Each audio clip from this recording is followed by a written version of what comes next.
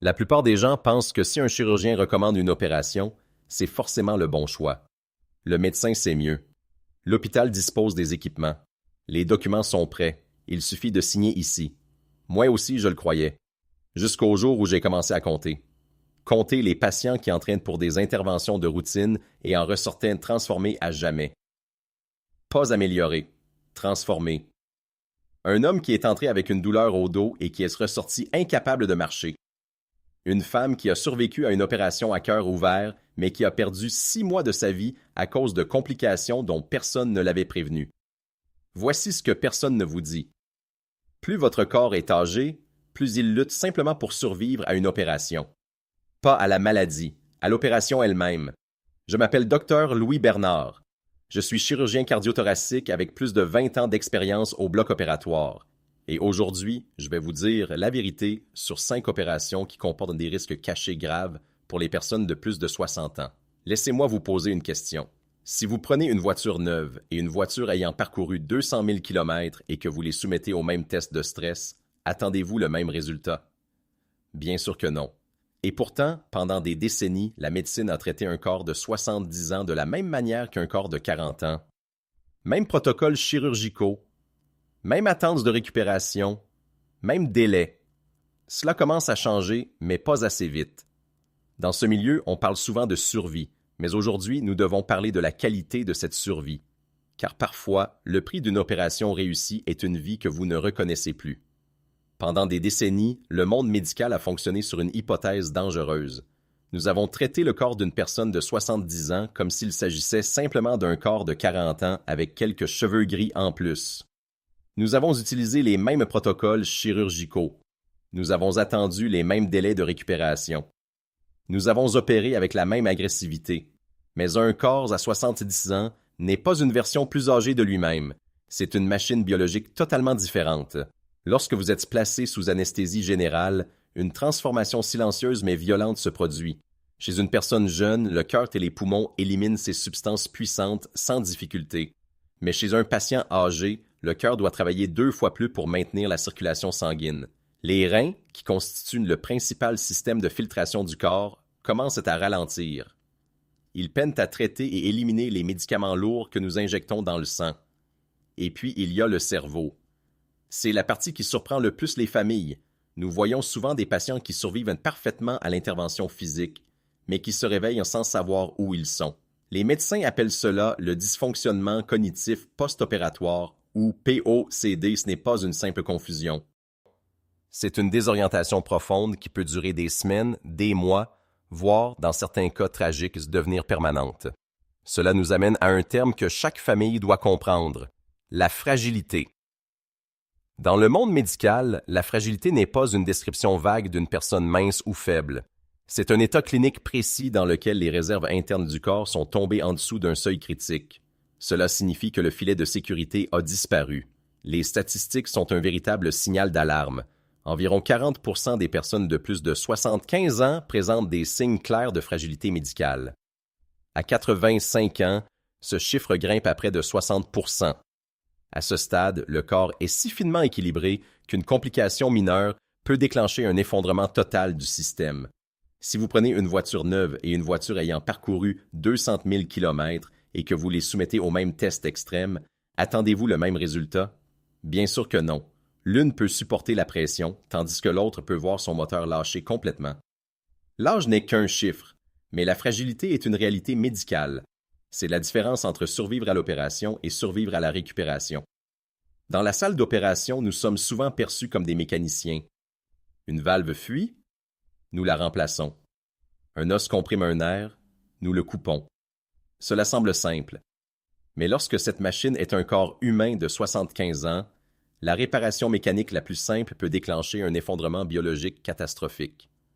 Aujourd'hui, je veux lever le voile sur 2 des opérations majeures les plus couramment recommandées aux personnes âgées. Des interventions qui promettent un retour à une vie active et dynamique, mais qui ont souvent un prix bien trop élevé. La première est la chirurgie à cœur ouvert. Dans notre domaine, nous l'appelons CABG, pontage aorto-coronarien. Le concept semble élégant sur le papier. Vos artères sont obstruées et privent votre cœur d'oxygène. Nous prélevons un vaisseau sanguin sain dans votre jambe ou votre poitrine et nous redirigeons simplement le flux sanguin autour du blocage. Pour une personne robuste en fin de cinquantaine, c'est un miracle de la médecine moderne. Cela ajoute des décennies de vie. Mais pour un patient fragile de la fin de la soixantaine ou de la soixante-dizaine, la réalité est beaucoup plus brutale. Pour réaliser cette intervention, nous devons faire quelque chose qui va à l'encontre de la nature. Nous devons arrêter complètement votre cœur. Vous êtes maintenu en vie grâce à une machine de circulation extracorporelle, un dispositif qui remplace temporairement le travail de votre cœur et de vos poumons pendant l'opération. Réfléchissez à cela un instant. Pour un corps déjà confronté à la fragilité dont nous avons parlé, des reins ralentis, un diabète léger ou des troubles de mémoire précoce, cette machine n'est pas une aide douce. C'est une agression physique massive. Elle affecte simultanément chaque organe de votre corps avec un flux sanguin non pulsatile. Les données sont alarmantes. Chez les patients âgés fragiles, la chirurgie à cœur ouvert comporte un risque de complications majeures et invalidantes de 30 à 40 %. Nous parlons d'accidents vasculaires cérébraux graves, d'insuffisance rénale totale, de confusion prolongée, ou encore d'une dépendance à un respirateur pendant des semaines parce que les poumons ne parviennent tout simplement pas à redémarrer. Et voici la statistique qui glace les familles. Jusqu'à 15 % des patients âgés à haut risque ne survivent pas aux 30 premiers jours suivant cette intervention. Ils ne meurent pas à cause de l'obstruction, mais à cause de l'agression provoquée par l'opération elle-même. Existe-t-il une alternative? Parfois oui. Vous devez poser une question essentielle. Suis-je candidat à une approche moins invasive? Aujourd'hui, nous disposons du TAVI, implantation de valve aortique par cathéter. Il s'agit d'une procédure réalisée à l'aide d'un tube fin introduit par l'aine, sans nécessiter l'arrêt du cœur ni l'ouverture de la cage thoracique. Elle est beaucoup plus douce pour un corps qui a besoin de délicatesse et non d'un champ de bataille. Passons maintenant de la poitrine au dos. Les douleurs dorsales chroniques deviennent presque universelles après 60 ans. Je ne connais pas un seul patient de plus de 70 ans qui ne s'en soit pas plaint. La solution proposée de plus en plus souvent est une chirurgie rachidienne agressive. Fusion, décompression multiniveau, implantation de matériel métallique le long de la colonne vertébrale pour stabiliser ce que le temps a usé.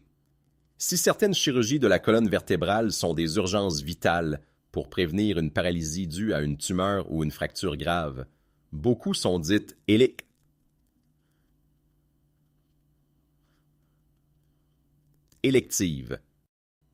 Et pour la douleur chronique, les preuves sont très préoccupantes. Une étude majeure a montré que chez les patients de plus de 65 ans, les fusions vertébrales complexes présentent un taux de complications supérieur à 40 %. Les problèmes les plus fréquents ne sont pas mineurs. Nous observons des caillots sanguins, des infections graves et des défaillances du matériel où les vis peuvent se casser. Mais le plus frustrant est un phénomène appelé maladie du segment adjacent. Lorsque nous fusionnons une partie de la colonne vertébrale, elle devient complètement rigide, comme un bloc de pierre. Les vertèbres situées au-dessus et en dessous doivent alors absorber toute la contrainte mécanique, la torsion et la charge qui étaient auparavant réparties sur l'ensemble de la colonne. Très rapidement, ces zones initialement saines commencent à se détériorer rapidement, car la mécanique naturelle a été définitivement altérée. On répare un niveau pour en détruire deux autres. Ce qui me fait le plus souffrir en tant que chirurgien, c'est le résultat sur la douleur elle-même. De nombreuses études montrent que, chez beaucoup de patients âgés souffrant de maladies dégénératives de la colonne vertébrale, une chirurgie agressive n'apporte pas de meilleur soulagement à long terme que la kinésithérapie spécialisée et les injections ciblées. Nous proposons un risque de complications majeures de 40 % en échange d'un soulagement de la douleur que vous auriez pu obtenir sans la moindre incision. J'avais autrefois un collègue brillant, un pionnier de la chirurgie rachidienne, qui m'a dit un jour « Andrew, parfois la meilleure opération est celle que l'on choisit de ne pas faire. » Cette sagesse guide mon bistouri depuis ce jour. La machine de circulation extracorporelle est une guerre totale contre un système fragile. Le matériel rachidien est une modification permanente et souvent destructrice de votre structure. Avant d'accepter l'une ou l'autre de ces interventions, vous devez comparer la promesse des brochures à la réalité brutale des statistiques. Nous devons cesser de voir ces opérations majeures comme des solutions miracles et commencer à les considérer pour ce qu'elles sont réellement, un risque calculé qui, pour de nombreux patients vulnérables, est tout simplement trop élevé. Nous devons maintenant aborder la conversation la plus difficile dans la carrière de tout chirurgien. Lorsqu'un patient entend le mot cancer, La réaction est immédiate, viscérale et puissante. Enlevez-le, retirez-le, sortez-le de mon corps immédiatement. En tant que chirurgien, je comprends cette peur. C'est une réponse instinctive face à un envahisseur perçu. Mais 2 décennies passées au bloc opératoire m'ont appris une leçon douloureuse et lucide. Le but de la médecine n'est pas simplement d'enlever une tumeur. Le but est de vous offrir davantage d'années de vie de qualité. Et parfois, une chirurgie lourde chez une personne âgée fragile produit exactement l'inverse. Elle échange des années de qualité contre une fin traumatisante. Prenons l'exemple de la procédure de Whipple pour le cancer du pancréas. Elle est largement considérée comme l'une des interventions les plus complexes et éprouvantes de toute la médecine moderne. Nous retirons la tête du pancréas, une partie de l'intestin grêle, la vésicule biliaire et une portion des voies biliaires. Cette opération peut durer de 6 à 10 heures avec une précision extrême. Chez un patient jeune et en bonne santé, elle peut sauver des vies et offrir une seconde chance. Mais chez une personne de 4-20 ans souffrant de maladies cardiaques, d'une fonction rénale réduite ou de troubles cognitifs, l'opération peut être techniquement réussie, alors même que le patient décède quelques semaines plus tard. C'est un phénomène que nous appelons l'échec du sauvetage, failure to rescue. Une étude majeure du Collège des chirurgiens a montré que près d'un patient âgé sur 5 subissant une résection majeure pour cancer connaît cette issue tragique. Cela signifie qu'une complication est survenue, peut-être une infection mineure, une fuite légère ou une pneumonie passagère, et que le corps affaibli n'a tout simplement pas eu les réserves nécessaires pour survivre à la récupération. C'est la tragédie cachée de certaines chirurgies lourdes. La tumeur disparaît, mais la personne aussi. Vous devez avoir le courage de poser directement cette question à votre oncologue. Si nous n'opérons pas, à quoi ressemble une surveillance active, une radiothérapie ou un traitement ciblé pour quelqu'un de mon âge et de mon état de santé? Parfois, le chemin le moins agressif est celui qui préserve le plus de vies. Nous ne combattons pas seulement une maladie, nous protégeons une vie humaine. Puis, il y a le monde de la chirurgie élective, en particulier les prothèses de hanches et de genoux. Ces interventions sont de véritables miracles pour la qualité de vie. Elles transforment des personnes qui pouvaient à peine marcher en grands-parents capables de courir à nouveau dans un parc. Mais justement parce qu'elles sont électives, nous avons le luxe du temps. Et pourtant, beaucoup de personnes s'y précipitent sans prendre en compte les dangers cachés qui guettent les personnes âgées. La plus grande menace ici n'est pas la nouvelle articulation mécanique elle-même, c'est le sang. Chez les patients de plus de 75 ans présentant plusieurs pathologies comme l'obésité, les maladies cardiaques ou le diabète, le risque de formation de caillots sanguins est considérablement accru. La thrombose veineuse profonde, des caillots qui se forment dans les jambes, peut migrer vers les poumons et provoquer une embolie pulmonaire potentiellement mortelle en un instant. Si l'on ajoute à cela une pneumonie post-opératoire due à l'immobilisation prolongée ou des infections contractées à l'hôpital, la situation peut devenir extrêmement dangereuse très rapidement. C'est pourquoi vous devez entendre et retenir le mot préhabilitation. La plupart des gens n'en ont jamais entendu parler, mais cela peut sauver votre vie. Cela signifie optimiser votre corps avant même la première incision. Cela implique de contrôler parfaitement votre glycémie, de renforcer votre cœur grâce à une activité physique légère et encadrée, et d'améliorer votre nutrition plusieurs semaines avant d'entrer à l'hôpital. Nous devons changer complètement notre façon de penser. Un patient de 80 ans peut perdre la vie à cause d'une complication chirurgicale bien avant qu'une tumeur ou qu'un genou usé ne le fasse. Notre mission doit toujours être d'ajouter de la vie aux années, et non simplement des années à la vie. Le bistouri est un outil puissant, mais dans un corps fragile, il doit être utilisé avec une prudence extrême. Tout ce que nous avons abordé jusqu'à présent implique un choix, un plan, une date sur un calendrier. Mais la 5e chirurgie est différente. Vous ne choisissez pas la chirurgie d'urgence, c'est elle qui vous choisit. Une perforation intestinale, une appendicite rompue, une hémorragie interne soudaine. Ces situations n'attendent pas une consultation calme en cabinet. Elles arrivent avec une sirène et un sentiment de terreur absolue. La chirurgie abdominale d'urgence chez les patients de plus de 75 ans présente l'un des taux de mortalité les plus élevés de toute la médecine. Nous parlons de 30 à 50% dans les cas les plus graves. Et ce n'est pas dû à un manque de compétences chirurgicales. C'est parce qu'un corps âgé, déjà à la limite de ses capacités, est soudainement contraint de mener une guerre sur trop de fronts à la fois. Lorsque le traumatisme atteint l'abdomen, il déclenche ce que l'on appelle le SIRS, syndrome de réponse inflammatoire systémique. Chez une personne jeune, le corps peut souvent contenir cette inflammation. Mais chez une personne âgée, elle peut rapidement devenir incontrôlable. Le foie, les reins, le cœur et les poumons commencent alors à défaillir dans une succession rapide et terrifiante. C'est un effet domino biologique extrêmement difficile à arrêter une fois qu'il est enclenché. Alors, comment se protéger d'un cauchemar que l'on ne peut pas prévoir? Premièrement, n'ignorez pas les petits signaux.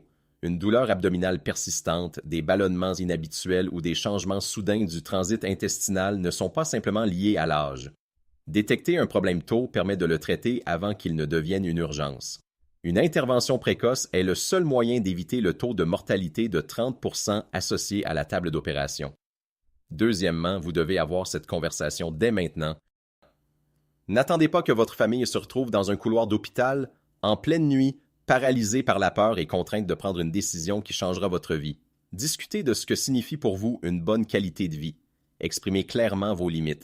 Avoir cette conversation aujourd'hui est l'un des actes les plus bienveillants que vous puissiez offrir à ceux qui seront un jour confrontés à cette situation. Tout ce que nous avons abordé aujourd'hui mène à une conclusion essentielle. Une recommandation chirurgicale n'est pas un verdict. C'est le début d'une conversation. Vous n'êtes pas un simple récepteur passif de décisions médicales. Vous êtes un acteur de votre propre prise en charge. Je voudrais vous parler d'un de mes patients, nommé Gérard. À 71 ans, Gérard était un ingénieur retraité brillant. 3 chirurgiens différents lui avaient dit qu'il avait besoin d'une chirurgie à cœur ouvert pour une artère obstruée. Mais Gérard était terrifié. Il avait vu sa femme subir une intervention majeure des années auparavant et elle n'était jamais vraiment redevenue elle-même. Il m'a dit « Docteur, elle est entrée comme mon épouse et elle est ressortie comme quelqu'un dont je devais m'occuper. » Lorsque j'ai analysé le profil complet de Gérard, sa fonction rénale, son niveau de fragilité, son mode de vie, nous avons fait un choix différent. Nous avons pris 40 minutes pour discuter des alternatives. Il a opté pour un protocole médicamenteux intensif associé à une rééducation cardiaque spécialisée. Le mois dernier, Gérard m'a envoyé une photo. Il se tient au sommet d'un sentier de randonnée, entouré de ses 2 petites filles. Il sourit comme s'il venait de gagner à la loterie. Il a choisi une voie non chirurgicale, et pour son corps, c'était la bonne décision. Avant d'accepter toute intervention chirurgicale majeure, je veux que vous notiez ces 4 questions. Première question, que se passe-t-il si je ne fais pas cette opération? Si la réponse est que rien d'urgent ne change dans les 6 prochains mois, alors vous avez le temps de réfléchir. Deuxième question, existe-t-il une alternative moins invasive? La médecine évolue rapidement. La chirurgie robotique, les procédures endoscopiques et les interventions par cathéter offrent une précision que les mains humaines seules ne peuvent atteindre. Troisième question, à quoi ressemble réellement la récupération dans mon cas? Pas pour le patient moyen, pour vous, votre cœur, vos traitements, votre environnement de vie. Et quatrième question, quel est votre taux personnel de complications pour cette intervention chez les patients de plus de 70 ans? Un chirurgien honnête et sûr de lui vous donnera des chiffres clairs. Le chirurgien tient le bistouri, mais vous détenez le choix. L'information sans action n'est que de l'anxiété, mais l'information accompagnée d'une voix devient du pouvoir. Vous méritez une équipe médicale qui vous traite comme un partenaire. Restez curieux, restez informé et surtout, restez maître de votre propre santé.